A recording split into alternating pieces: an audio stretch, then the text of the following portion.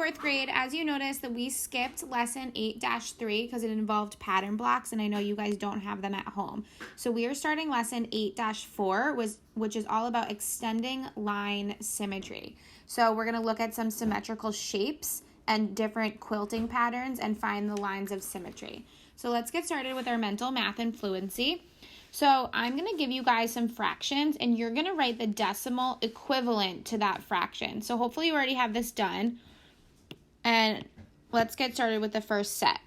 41 hundredths is our fraction, and we would write that as 0, because there's no whole numbers, your decimal point, and then 41. And as you can see, the 4 is in the tens place,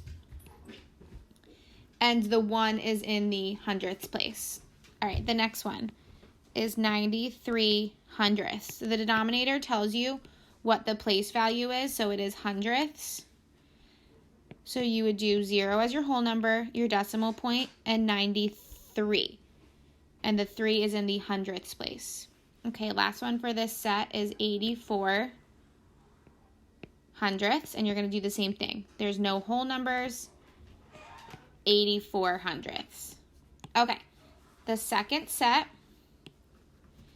is 6 tenths. So already I know I'm only going to go up to the tenths place. There's no whole number, your decimal point, and a 6 goes in the tenths place.